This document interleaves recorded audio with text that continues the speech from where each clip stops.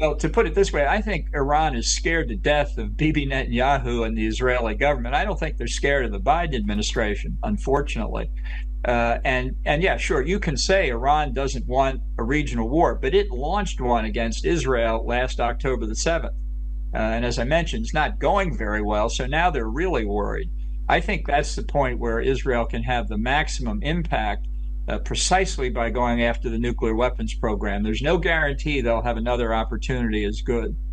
Get the truth of that. Each morning I wake up on one side or the other, violently and passionately on one side or the other. Delighted if Israel has had a triumph that seems to me a worthwhile, a true, believable triumph. Horrified when I see the cost of that.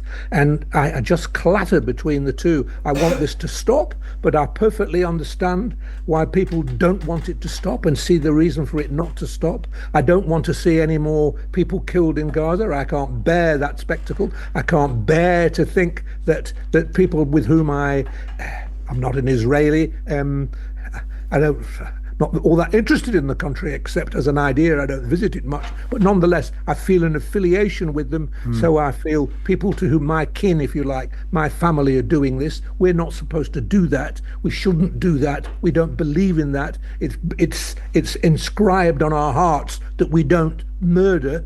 On the other hand, I perfectly well see that we cannot sit back and be murdered. So I go there and back. I am horrified and sympathetic to the Israeli government's predicament every day. Today I'm for Israel. Tomorrow I'm against Israel, and I'm worn out with not knowing what side of the argument I'm gonna wake up feeling for. And do you?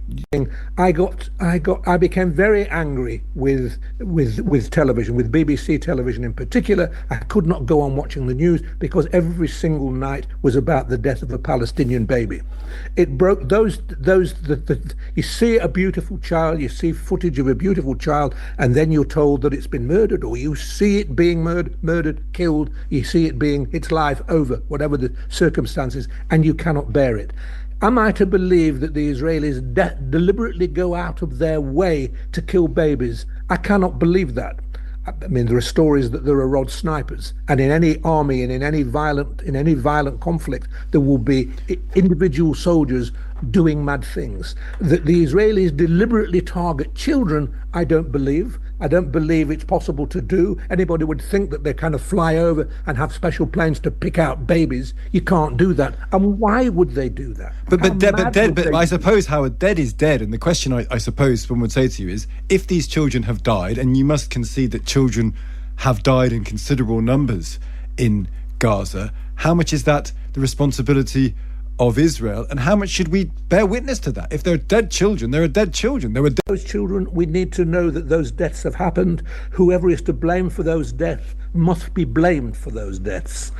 My argument was, there's a certain kind of bias in which we just see the child night after night after night, the death child, as though there is nothing else involved. Only the killing of children. I don't say deny the killing of children, but ask yourself, in how many conflicts do we see the killing of children, the dead children, as often as we've seen it? And you link this in your piece. Or yet in which children haven't died. How many children do you think died when we were fighting the Germans on both sides? Yeah. Children died. I'm not going to say it's collateral damage, because I think that's callous. It doesn't feel like collateral damage. It feels unbearable. But what on earth do you do? And this is before we even get on to the business of how Hamas and Hezbollah conceal themselves and their weapons in schools and so on. We saw that several times. Israel accused of blowing up a school. Of course they did it. Then we discovered actually they hadn't done it. Something else had happened. Did anybody apologize? No, because it is necessary to believe this. It is.